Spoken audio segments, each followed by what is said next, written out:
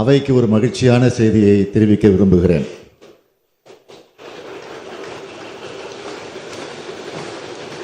சற்று முன்பு வரலாற்று சிறப்புமிக்க தீர்ப்பை நமது தமிழ்நாடு அரசு பெற்றுள்ளது.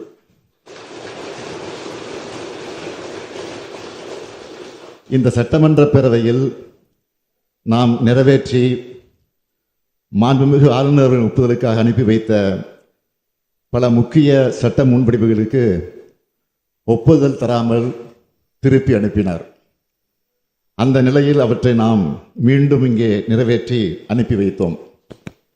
இரண்டாவது முறை சட்டமன்ற பேரவை நிறைவேற்றிய சட்ட முன்வடிவுகளுக்கு மாண்புமிகு ஆளுநர் அவர்கள் ஒப்புதல் அளித்தே ஆக வேண்டும் என்று அரசியல் சட்டம் வரையறுத்திருந்த போதிலும் இவற்றுக்கு ஒப்புதல் அளிக்காமல் ஆளுநர் அவர்கள் காலம் தாழ்த்தி வந்ததோடு அதற்கு தனக்கு அதிகாரம் இருப்பதாகவும் தெரிவித்து வந்தார்.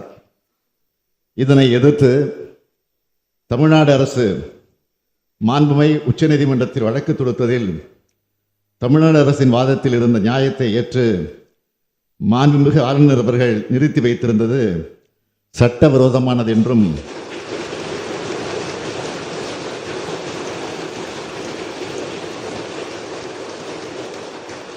அந்த சட்ட முன்வடிவுகளுக்கும் ஆளுநர் அவர்கள் ஒப்புதல் அளிக்கப்பட்டதாக கருதப்பட வேண்டும் என்றும் தெரிவித்து வரலாற்று சிறப்புமிக்க தீர்ப்பினை இன்றைக்கு மாண்புமை உச்சநீதிமன்றம் வழங்கியுள்ளது. இந்த தீர்ப்பு தமிழ்நாட்டுக்கு மட்டுமின்றி இந்தியாவில் உள்ள அனைத்து மாநில அரசுகளுக்கும் கிடைத்த மாபெரும் வெற்றியாகும்.